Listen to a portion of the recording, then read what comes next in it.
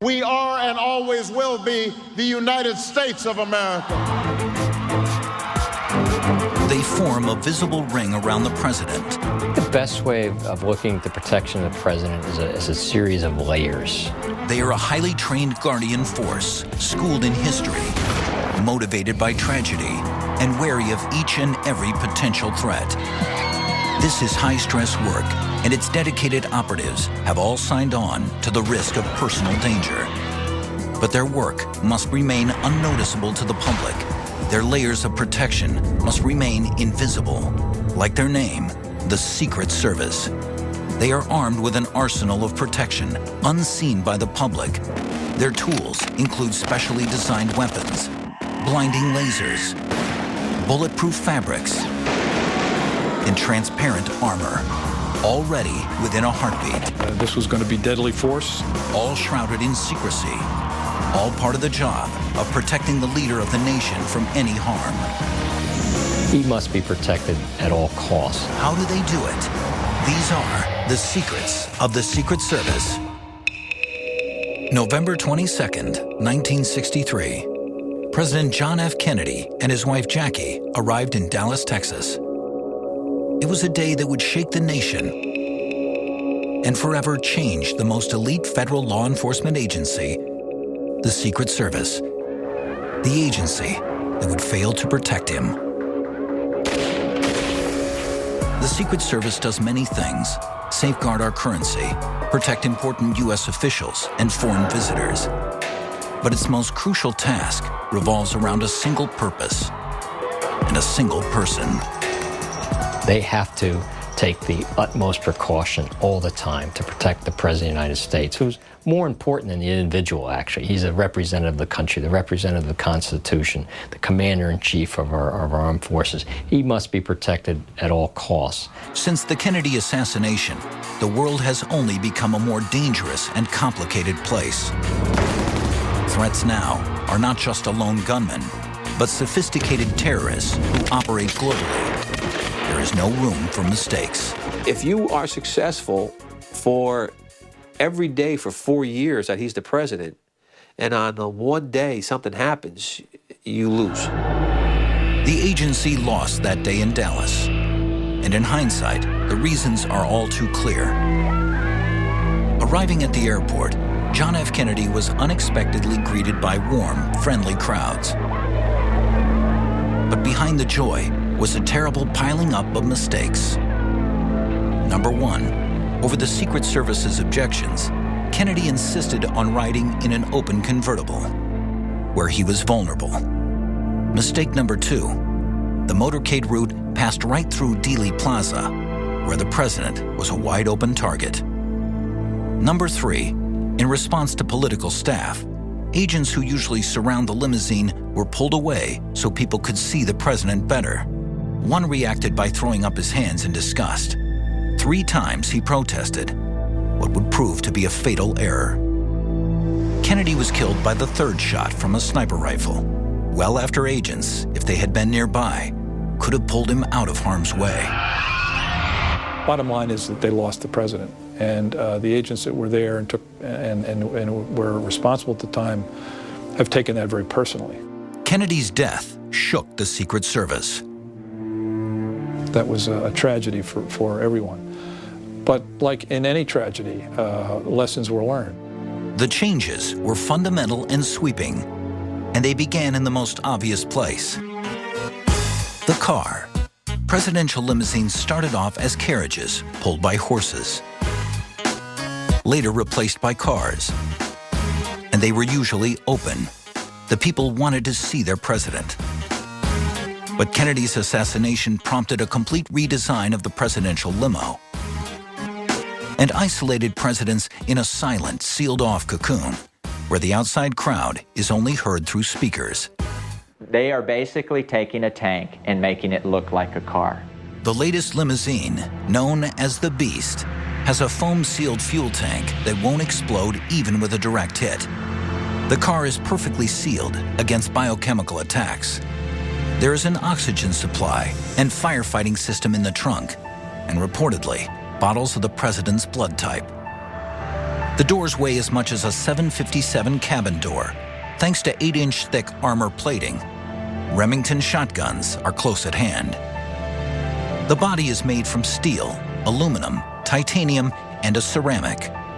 Accessories include bumper-mounted night vision camera and tear gas cannons. Run-flat tires keep rolling, even when fully punctured. Called transparent armor, the bulletproof windows are one of the most amazing aspects of the presidential limousine. Of course, the Secret Service refuses to say anything about them. But in Ogden, Utah, International Armoring Corporation harnesses the same technology used in the Beast to custom armor cars like this luxury SUV for billionaires, Hollywood stars, and heads of state.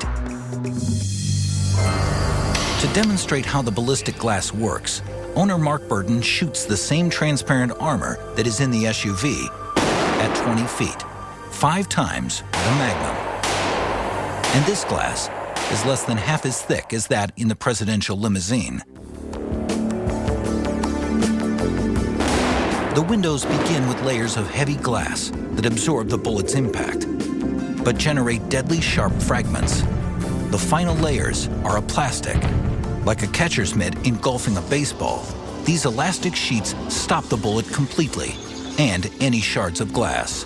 Some of the rounds that are actually embedded into the ballistic glass itself. But as you can see from the back, the polycarbonate has stopped not only the rounds, but also the fragments of glass. But would the glass have protected John F. Kennedy? Burton fires a high-powered rifle from 30 feet, much closer than the assassin was to the president.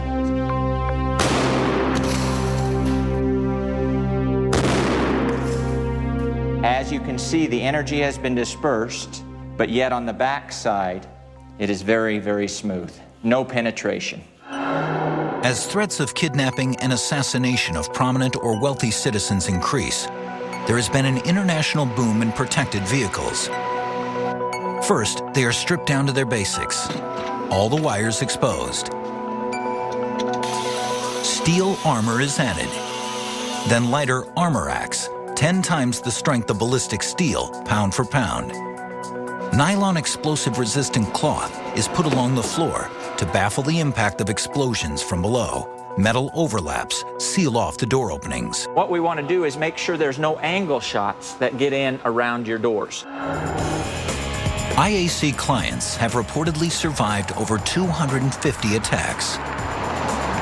It takes between 3 and 5 seconds for a trained individual to react. It takes the average individual about 10 seconds. And so what these vehicles are designed to do is to provide a safe zone while their mind is configuring, while their mind is figuring out that I'm being attacked. I need to get out of here. So, if you happen to be pursued by bad guys, IAC also has James Bond devices to protect you. Like these lethal tacks, which are designed to stop a vehicle on your tail. An $850 add-on. The Beast probably doesn't carry tacks to drop out the back. It doesn't need them. The president is surrounded by armed protection. To be in the motorcade is just a sense of wonderment, and it's a rush. Right in front of me is this car with the back up and some ninja warrior-looking people with very big guns. The presidential limousine is part of a motorcade of 25 to 30 vehicles. One is a mobile communications center, linking the agents on secure lines.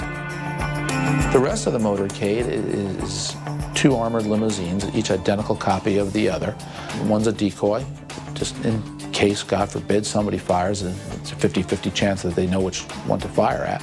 And then you've got all kinds of motorcycles, police cars, Secret Service cars, armored cars, press vehicles, communications vehicles. They move a city, and they move it rather rapidly. The president is secure as long as he remains within the belly of the Beast. But as soon as he steps out to mingle with the public, the Secret Service goes into overdrive. The presidential limousine has been transformed into an impenetrable cocoon. But outside the armor-plated car, dangers are everywhere. and unpredictable. The agency began protecting the president full-time after President McKinley, who did not have Secret Service protection, was assassinated in 1901. But politicians will always insist on having contact with their constituents, and the Secret Service has to adjust. In the final analysis, it may come down to that agent standing next to the president who has to react to him.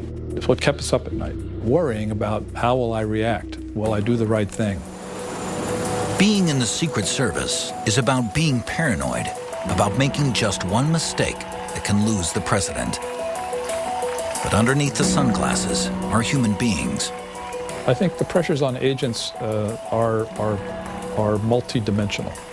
I thought about it all the time. I mean, 24 hours a day, you were sort of thinking about it, worrying. Decisions are made in an instant. I was a young agent. We were leaving an event heading to Newark Airport. We were going through a small town, little motorcade. I looked up ahead and noticed standing a block or so ahead of us was a person holding a weapon in a combat position, pointing it toward the street. I began to react. I raised the weapon. This was going to be deadly force. This was an Uzi submachine gun, 9mm submachine gun. I was a very good shot. And I noticed in just a flash second that it was a red gun. And something triggered in my own mind that this wasn't natural. I hesitated. I didn't pull the trigger. As we got close, I could see that it was a water pistol. This turned out to be a 15-year-old boy who did it on a dare. Almost lost his life in the process. The protection of the president is only as good as the highly trained agents who stay close.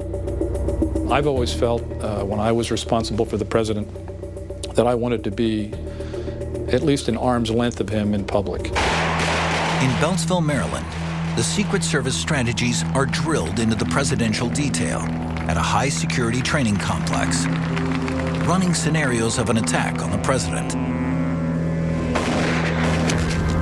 preparing for that one split second of crisis and danger that could occur at any time.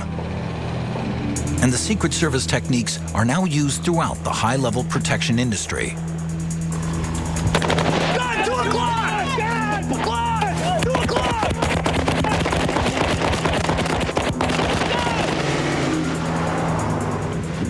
The basic strategy has always been, in the Secret Service, what we call cover and evacuate. Cover him, get him in the car as quickly as possible, and get him out of there. But how do these techniques work in real life?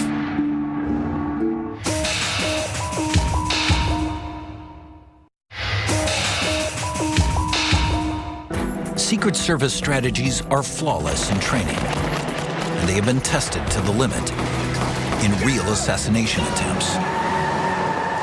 March 30th, 1981, John Hinckley was a 25-year-old with romantic delusions, convinced that actress Jodie Foster would be impressed if he killed the president. Outside the Hilton Hotel in Washington, D.C., Hinckley caught up with his target. And I don't think there was a better demonstration of how that training worked than the assassination attempt against President Reagan.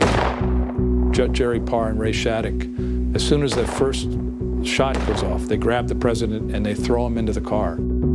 Agent Tim McCarthy shielded Reagan with his body, taking a bullet in the process. Within moments, the limo sped away from a scene of chaos. Hinckley was buried under a mountain of Secret Service agents. Agent McCarthy, Press Secretary James Brady, and D.C. policeman Thomas Delahanty lay on the sidewalk, severely injured. All three survived, but Brady had permanent brain damage. The old saying that, a Secret Service agent will take a bullet for the president. If you look at the Reagan assassination, Tim McCarthy did do that, but he was trained to do that as well, and his heroic actions demonstrate that. Although the agents around the president reacted heroically, many mistakes had been made. The Secret Service relies on a perimeter system of protection. The outer is a preliminary check by local police. The middle has Secret Service agents searching for weapons. And then there's the inner perimeter, and that's the final defense. It's the agents around the president. Hinckley had penetrated two of the perimeters, and fired at least 5 shots at point-blank range. The Secret Service had been trying for years to get metal detectors to screen for weapons. They got authorization days later. The perimeters were tightened, and the idea of an open arrival and departure ended after the attempt against President Reagan. We used to take the president in always in through the loading docks of hotels, never through the lobby. And we could clear the whole loading dock. And I remember Reagan getting out of the car one day at a hotel and turned and said, you know, if I ever got out of the car and didn't smell garbage, I was thinking I was at the wrong place, you know. I mean, he made a joke out of it. Agents studied film of incidents around the world, like the assassination of Egyptian President Anwar Sadat in 1981. And there were other changes. Counter-snipers are now placed on rooftops around the outer perimeter, and the president's route is more carefully advanced. Although they may be vigilant, agents keep the space around the president calm. One method is to keep their weapons hidden. In fact, we've only seen them draw their guns in public a few times. Once was during the assassination attempt on President Ronald Reagan. An agent pulled an Uzi submachine gun out of a briefcase. Uzis have a tendency to spray their shots, and if used, could endanger bystanders. The Secret Service has since switched to the very accurate FN P90 submachine gun. One of the advantages of the P90, as you can see, is it's very controllable. But the P90 has another advantage. It fires very light 5.7 by 28 millimeter ammunition, especially developed to pierce body armor. In 1997, a bank robbery in Los Angeles saw body-armored gunmen subduing the police and roaming the streets at will. So that type of scenario is a nightmare for the Secret Service. It took over 200 police to subdue the 2 robbers. The Secret Service realized they had to be able to strike back. The P90 is the scientific solution to body armor, another escalation in the arms race between the Secret Service and potential assassins. But most of the agents around the president are carrying the workhorse of the Secret Service, the Sig Sauer P229 automatic pistol. Made in New Hampshire, the P229 comes from the marriage of Swiss and German arms makers. The science is in the tolerances, which can be as fine as 1/10,000th of an inch. And before each P229 leaves the factory, the weapon is test-fired repeatedly. It must be perfectly reliable.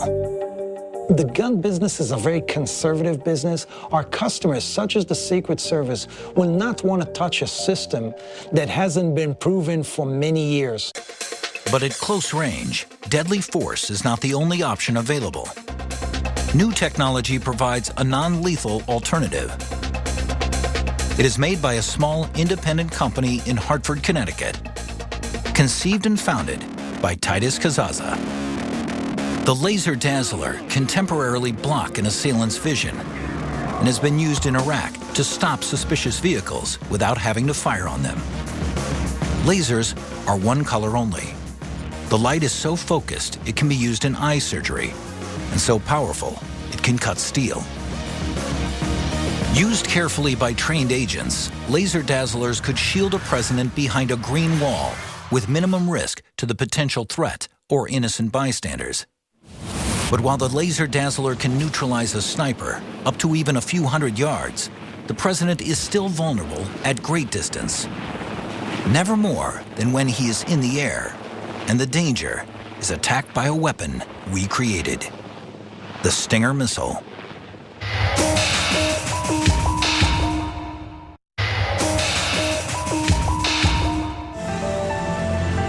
It is the iconic image of the president striding across the White House lawn to jump into Marine One. The Black Hawk helicopters in use now were introduced in 1979. They're a bargain at about $15 million each. To me, the most interesting thing about Marine One is it's a helicopter, and you can talk in a whisper on the helicopter and still be heard. The problem with a helicopter is that it can be shot down relatively easily. And the Black Hawk, workhorse of American ground forces, has been numerous times.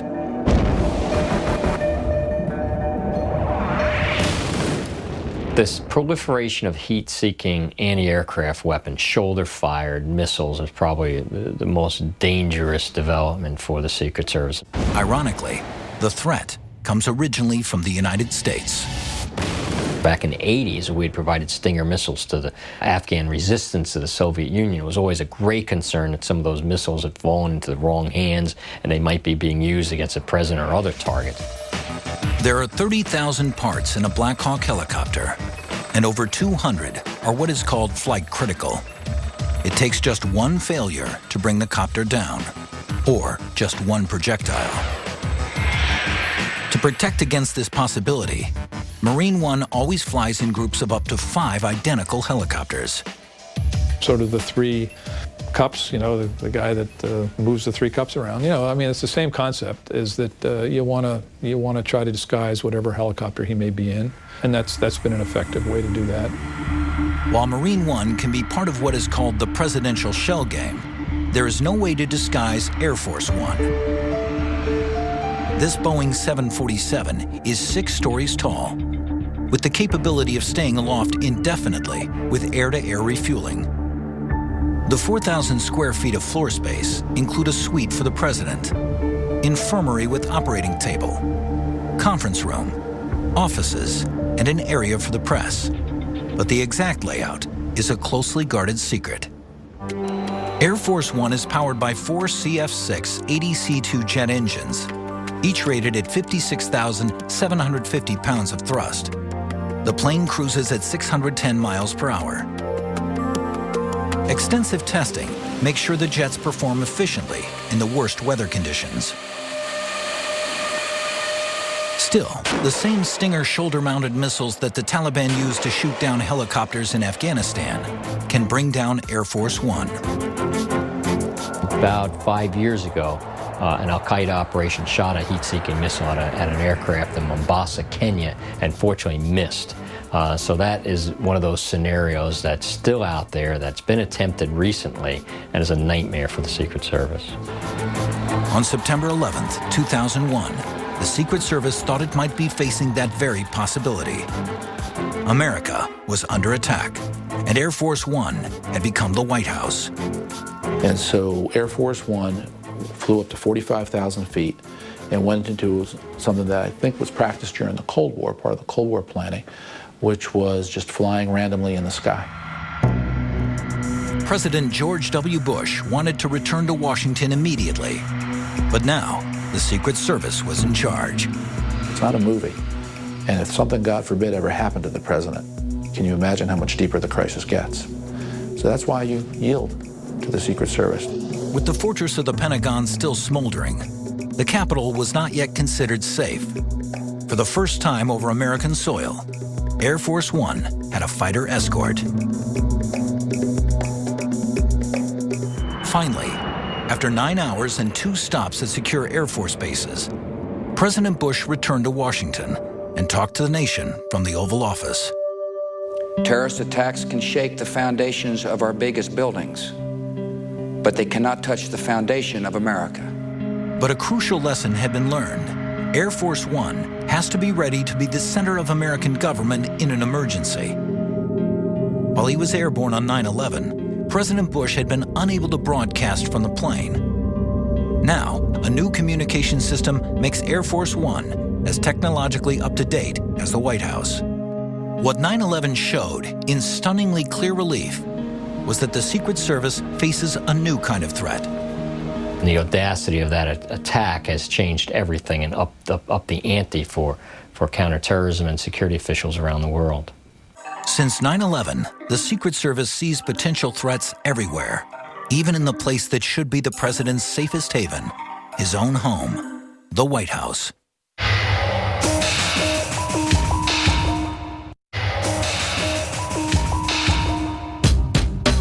The White House has 132 rooms and sits on 18 acres, and the ways to protect it are highly classified.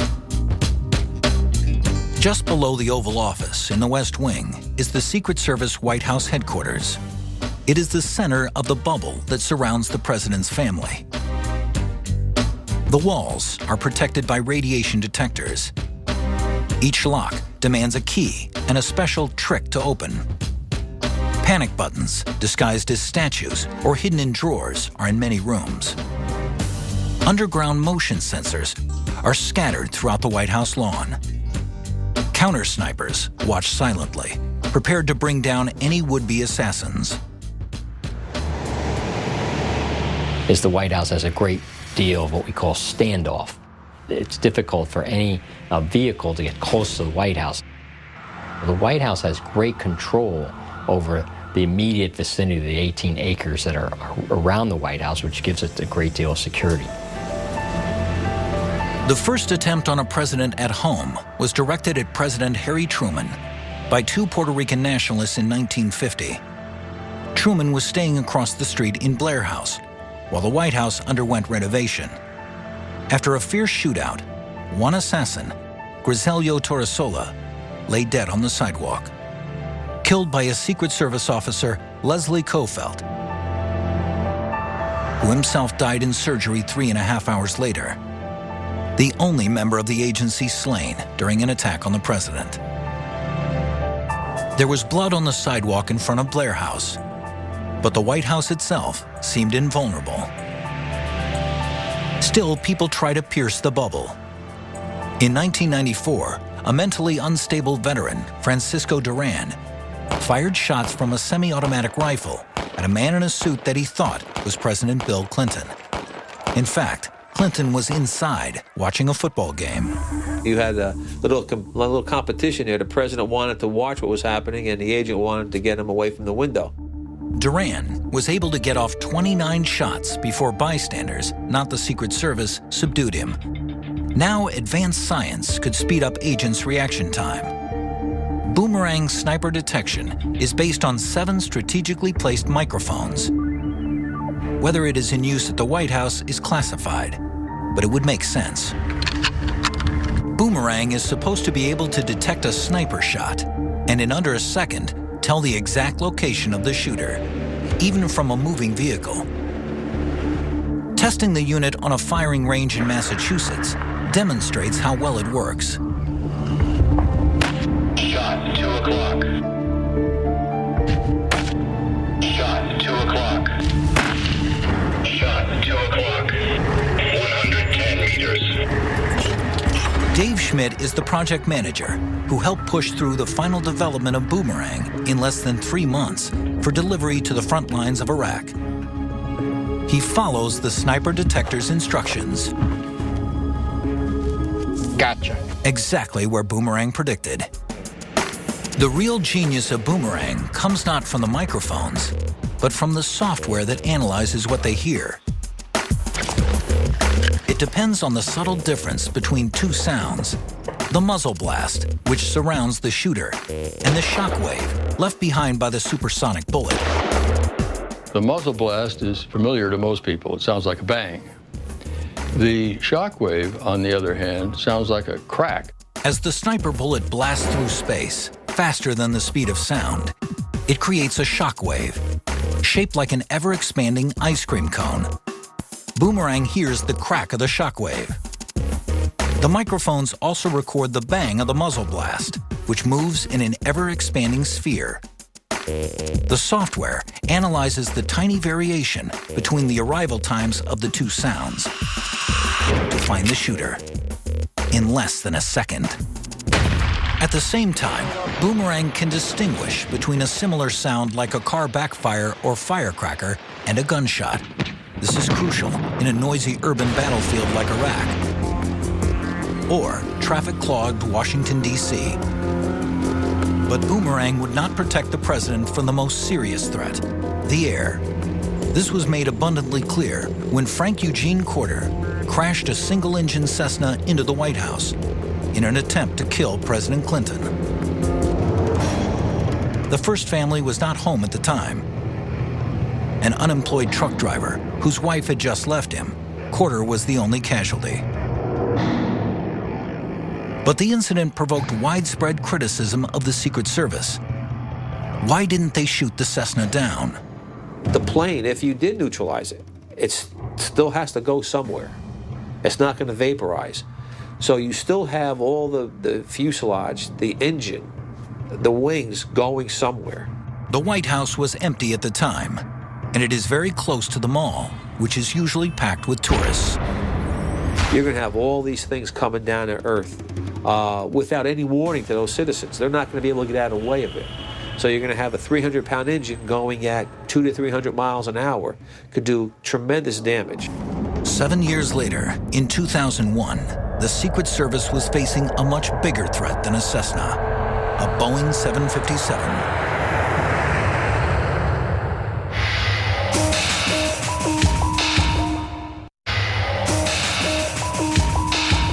As Agent Joseph Funk was arriving on September 11, 2001, the White House was just being cleared. It wasn't an orderly evacuation. No one knew how many planes were still in the sky. We were armed with some automatic weapons, shotguns, our sidearms. But how would you stop a plane? Now the defenses have been updated. Anti-aircraft missiles are almost certainly mounted around the White House.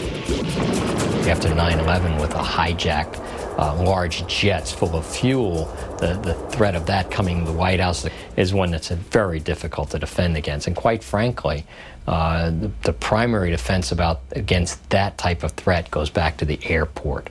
Airport security is now directly linked to protecting the president, and the newest screening uses three-dimensional technology based on medical CAT scans to detect explosives and weapons in baggage. So we're going to take a lump of a plastic explosive. We're going to put it inside this radio, packing it as it would be in a regular bag. A gantry spinning at 120 revolutions per minute uses multiple X-rays to record thousands of images of a suitcase from every angle. A computer program processes the data instantly to determine the density of every item. As unique as a fingerprint, the density instantly tells the machine whether an object is harmless toothpaste or a deadly bomb. But after all the dollars spent on advanced technology, the greatest danger is the simplest and hardest to prevent. The lone gunman. The specter of assassination has been etched in the American psyche since the death of Abraham Lincoln in public at Ford's Theater. Even in a fast-changing world a century and a half later, some of the dangers are familiar. A lone gunman who's not part of an organization, very hard to detect. If he's determined to really get after the president, that's the most difficult thing for the Secret Service, because it could be anyone. On September 5th, 1975, Lynette Squeaky Fromme, a devotee of cult leader Charles Manson, slipped into the crowd around President Gerald Ford in Sacramento, California. She pulled the trigger of a .45, but the chamber was empty. She was squeezing the trigger on a loaded chamber when Agent Larry Boondorf got to her. He reacted courageously and grabbed the gun, but just luckily his thumb stopped the hammer. I mean, that's just luck. 16 days later, Sarah Jane Moore was interviewed by the Secret Service as a potential threat. They concluded she was harmless. The next day, Moore fired a shot from a revolver at President Ford in San Francisco. And you watch the agents around Ford getting him into the car, just like the Reagan assassination. Boom in the car and get him out of there. Both Sarah Jane Moore and Squeaky Fromme are now out of prison and under careful Secret Service supervision. But the memory of Lee Harvey Oswald, the lone sniper who killed President Kennedy, still haunts the agency. Now, the Secret Service has counter-snipers to protect the president against a distant gunman. But as new and better rifles enter the market, their range has to keep getting longer and longer. It's a magazine-fed bolt-action .308 caliber rifle. Effective range is about 800 to 1,000 meters. According to news accounts, in 2002, a Canadian sniper fired at a Taliban fighter in Afghanistan at 2,430 meters. over 1.5 miles. The bullet was in the air for an estimated 4 seconds and was deadly accurate. The things that affect the bullet are primarily gravity and resistance from atmospheric conditions such as wind or humidity in the air. Because of that, you have to compensate, and the way we compensate is by adjusting the scopes.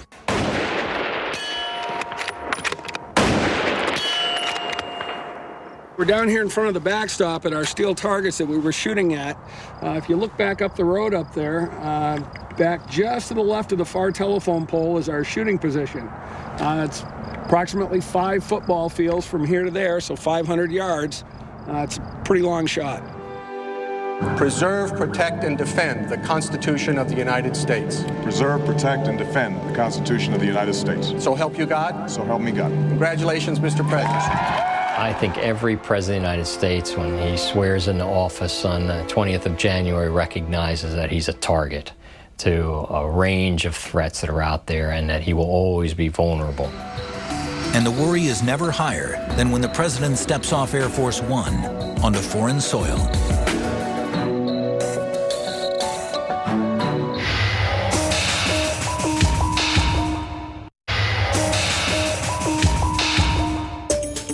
Danger is everywhere, but overseas, the agency does not have absolute control, and the president is at his most vulnerable. The reality is that once we leave the shores of the United States, the Secret Service has no jurisdiction, we have no authority.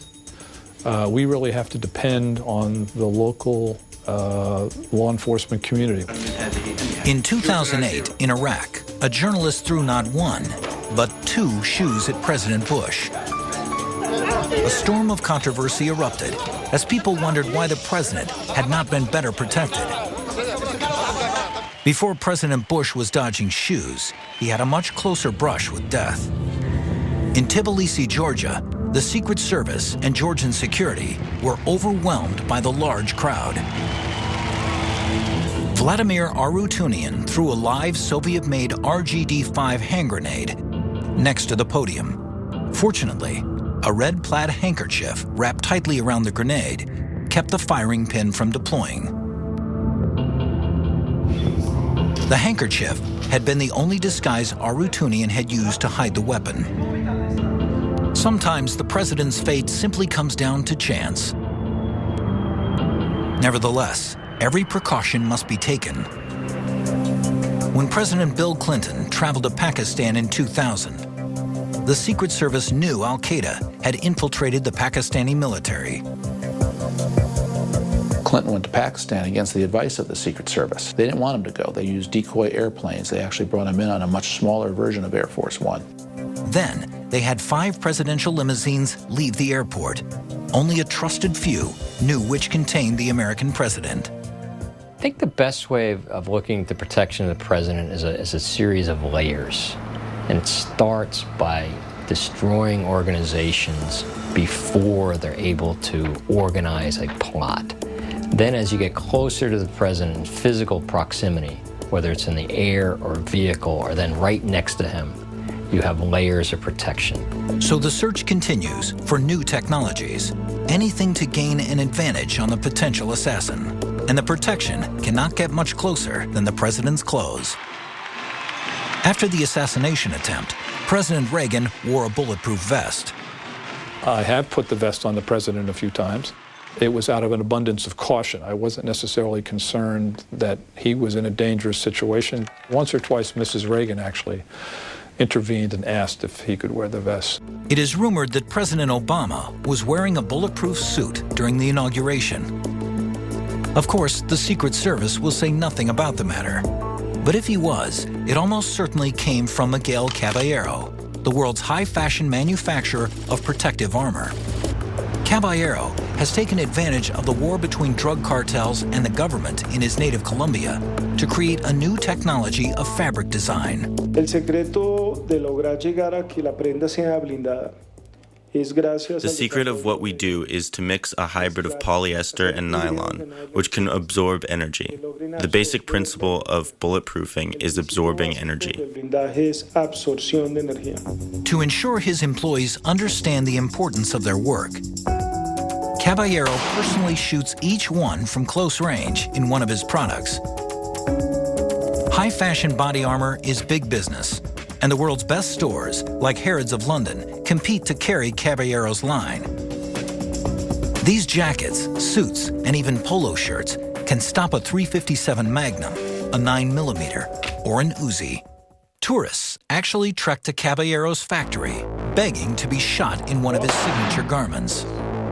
The Secret Service is constantly investigating the range of new protective technology, whether it is Caballero's clothes or LRADs, long-range acoustic devices that emit sound levels many times higher than any heavy metal concert. They were used by a luxury ship recently against pirates. They had one of these acoustic devices that just launched a sound wave at the pirates that were approaching the ship, and that stopped them right there in the water. What stopped the pirates in Somalia was that the LRAD can be very, very loud. American Technology's Vice President, Nacho Lopez, personally demonstrates just how loud. I'm about 100 yards away from the LRAD right now, and even at this distance, the sound pressure level is pretty intense. I don't want to stand around here much longer. 120 decibels is considered to be the threshold of pain. We're around 10 to 12 times louder than that even. Based in San Diego, California, American Technologies is a small maverick company that had a very good idea. When I create a sound like that with my finger, what I'm doing is I'm creating a pressure wave that goes out in all directions, radially. In the LRAD, we prevent the sound from going in all directions by guiding the sound out the front and towards the target. Because the LRAD is so directional, a person can stand next to it and be perfectly safe. LRADs are in use around the world, wherever there is the potential for conflict or danger. And now, they come in all sizes. This is our LRAD 1000X. It's the original system. It's our largest, most powerful hailer. This is our LRAD 500X. It's our middle-sized unit. It was developed for use on vehicles and small boats. The LRAD 100X could be used by the Secret Service to do things such as enforce exclusion zones or keep-out zones. If they wanted to keep people out of a certain area, they could use this LRAD to send a very loud, clear, authoritative message. The message can be a stern warning. You may be subject to arrest or other enforcement action. A psyops tactic to annoy. Or a noise that hurts your ears and just might protect the president. Since the death of President Kennedy in 1963, the Secret Service has instituted a constant program of change, researching new technologies, testing and adapting new and more powerful weapons, developing better organization and human resources. But in the end, it all comes down to trust in the institution. We are and always will be the United States of America. Why when President Obama can have an event with, like on election night, with massive throngs, massive crowds, and he looks like he's all alone, it's because the Secret Service said it's okay to be like that. We'll keep you safe.